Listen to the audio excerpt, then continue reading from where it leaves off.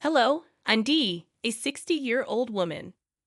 My husband passed away about 5 years ago, but I continue to work. I'm a mother of five, and four of my children live in different states across the country, each with their own families. I feel incredibly blessed to have such a large and loving family. Jack, one of my kids, still resides in our hometown. He met his wife, Riley, at the local community college, and they got married soon after. I liked Riley, but I believed that my opinion didn't matter as long as Jack was happy. They pursued further education in their respective fields and eventually secured good jobs. When they decided to start a family, I was thrilled to have another grandchild, Jason. However, Riley was peculiar about my interactions with Jason, specifying when and how long I could visit. While this was understandable during the first year, it remained odd even when Jason turned 6. I respected their family dynamics, but over the years, limited interaction prevented me from forming a strong bond with Jason. Despite the distance, I made an effort to connect through our shared love for books. One day, out of the blue, I received a call from Jason at work, a rare occurrence given our infrequent conversations. Concerned, I asked if everything was okay. To my surprise, Jason was in tears, asking for my help. He claimed he needed saving from his devil mother. Shocked and confused, I couldn't reconcile Jason's description of Riley with the sweet person I knew. He shared distressing details about Riley's behavior when no one was around. As he abruptly ended the call, claiming someone was approaching, I felt a mix of confusion and concern. Though skeptical initially, I couldn't shake the feeling that something was amiss.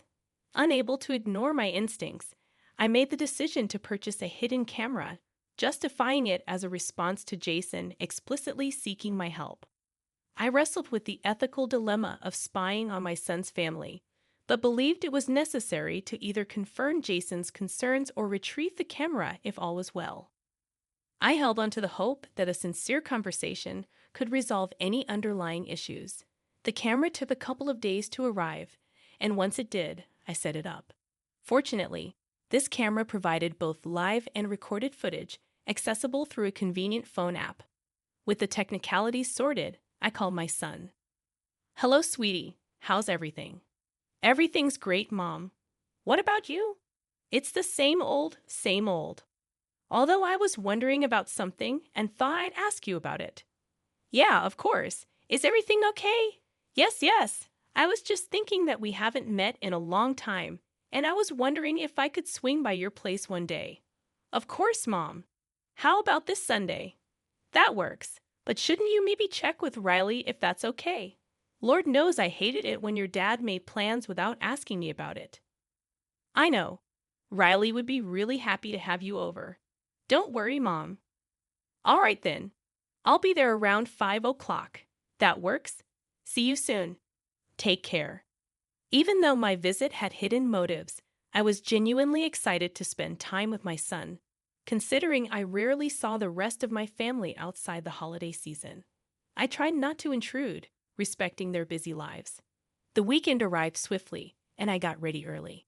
Wanting to bring something, I picked up a nice bottle of wine and a couple of books for Jason, who loved to read. Arriving at my son's house, I was warmly greeted by all three of them. Jason's relief was evident, making me concerned again. Since he hadn't contacted me after the initial call, I was unsure of what he would say. We spent the next couple of hours talking, having dinner, and enjoying wine. Eventually, Jason excused himself to his room, so I decided to talk to him. Riley subtly tried to stop me, but I insisted.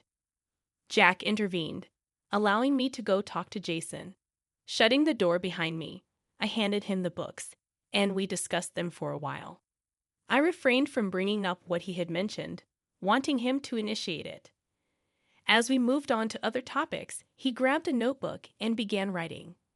Showing it to me, it read, "Mom's listening, can't talk about anything." Unsure if he was serious or paranoid, I went along with it. During our conversation, he discreetly agreed to the hidden camera plan. I found a suitable spot to keep the camera, providing a good view of the room. After starting the recording and confirming the camera worked, I spent a little more time with Jason. When I mentioned it was getting late and that I should leave. I intentionally left my scarf behind as an excuse to return whenever necessary. I vaguely heard hurried footsteps moving away from the door, but I didn't dwell on it at the time. I hugged Jason goodbye, bid farewell to Jack and Riley downstairs, and headed home, exhausted but with a plan in motion. Back at home, I checked the camera and stayed up for an hour to read, keeping an eye on the footage. However, nothing significant happened that night. I repeated the process the next morning, observing the footage after Jason returned from school. Again, nothing alarming occurred, and doubts about Jason's claims crept in. I decided to give it one more day, planning to confront the situation if the footage revealed nothing. That night, as I monitored the footage while reading, I discovered the disturbing truth. Riley entered Jason's room with a stick, Jack trailing behind her. I immediately unmuted the video and heard Riley questioning Jason about his entire day, demanding extreme detail. When Jason stuttered, she harshly accused him of lying, making him put his palms out for swift raps against his knuckles. I witnessed the increasing frequency of her strikes as Jason sobbed, and Jack stood by watching. Disgusted and disappointed, I couldn't comprehend why Jack allowed his son to endure such unnecessary punishment. While the urge to intervene surged, I hesitated, unsure of what to say. Rushing over immediately would raise suspicions, but I recalled leaving my scarf behind. Though I had initially used it as an excuse to meet with Jason, it now served as a pretext to return. I dialed Jack's number. "Hey, Mom, is everything okay?"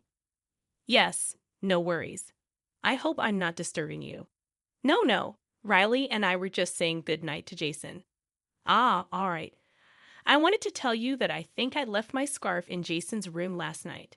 Do you think I could swing by tomorrow and pick it up?" "Why don't I drop it off for you right now?" "No, I'm way too tired. I'll fall asleep before you even get here. I had a long day at work." "All right, then why don't you swing by in the evening?" "I can't do that. I'm meeting up with friends for game night tomorrow. Riley and I won't be back till evening. Why don't you come by the day after?" "I need that scarf for tomorrow. We're having a Fed get-together." "Well, you could swing by in the afternoon. Jason will be home." "Lovely. I'll be there around 2. Good night, Mom." My heart raced as I fabricated the lie on the spot. At least my call served as a distraction, allowing Jack and Riley to discuss the situation without immediate interference.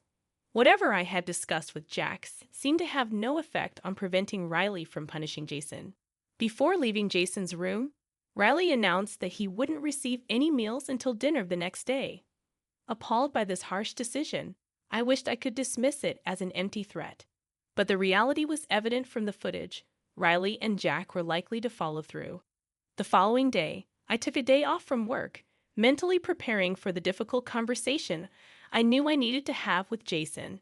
Despite my assumption that he wouldn't want to continue living in such conditions, I felt it was essential to hear it from him before taking any action.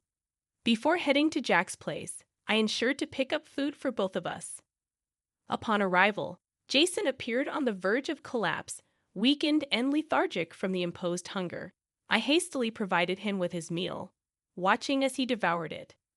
Seeing his suffering, my heart went out to him, and I was determined to make things better. After he finished eating, I spoke with him. "Did you see everything that happened?" "Yes, darling, and I'm so sorry for laughing at you earlier. I had no idea." "No, it's okay. I know Mom seems like the nicest person, but has she always been this way? The beatings only started recently, but the starving has been going on for a while. I just need to get a clearer understanding. Could you tell me why Jack isn't doing anything?" "He's too scared of Mom. He just follows her everywhere and listens to everything she says. Everything she wants, she gets." "Oh, honey, I'm so sorry that you've been dealing with this for a while. But I am curious. Why didn't you eat anything at school?" "Mom didn't send me to school on days that she doesn't let me eat. I stay home. Mom measures how much of each food is there in the house, and if it's even 1 gram off when she gets back, I get punished. So she's starving you and jeopardizing your education. I'm definitely going to do my best to help you out, okay? I need you to tell me right now if you would like to come live with me. I'll take care of everything you need and keep you away from Mom and Dad. Of course, Grandma. Anywhere away from here will be great. I promise to only be good. Just please take me away from here. I promise I will, darling, but it will take some time.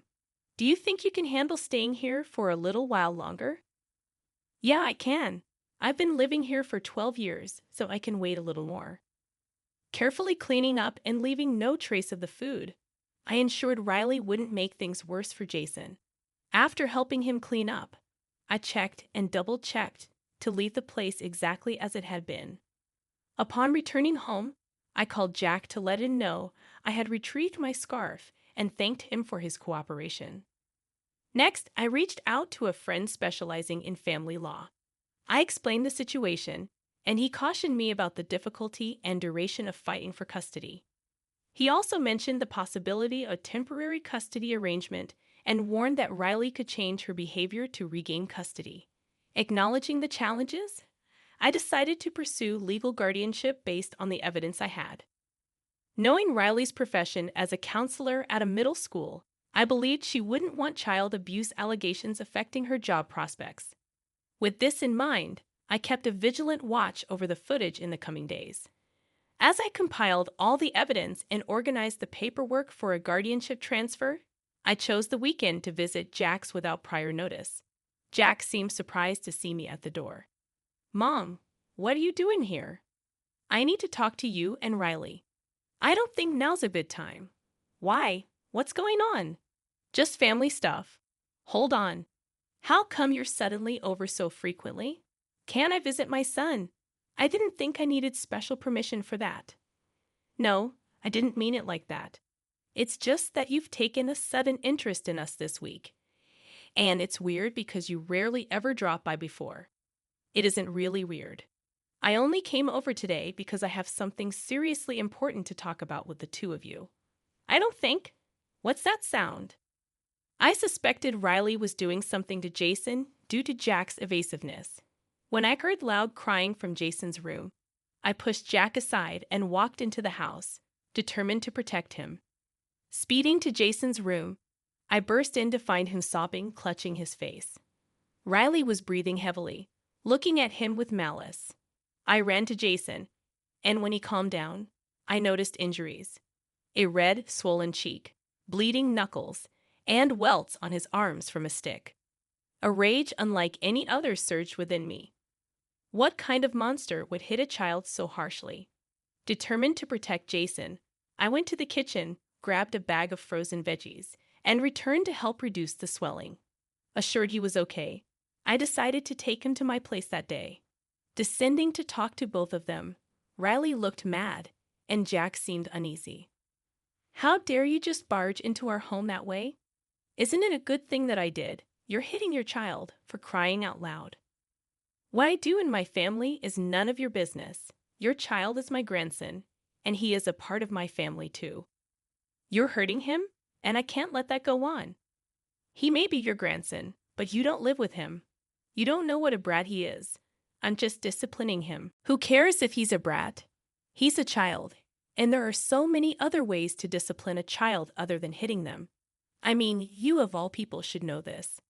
I don't believe in any of that gentle parenting crap. Leave me and my family alone. You got it. I'm afraid I can't do that. What do you mean? I handed Riley the papers needed to sign for the transfer of guardianship. They both stared at the papers in utter confusion. What do you mean by proof? I set up a hidden camera in Jason's room last week, and I have all the proof I need. Neither of your jobs will appreciate what you guys do, especially yours, Riley. If you want to have any income at all, I suggest that you sign the papers. You were spying on us. That's a gross violation of our privacy. I was only acting on information that I had. I needed to make sure Jason was doing all right. Mom, don't do this to us. Give us another chance. I'll make sure it doesn't happen again.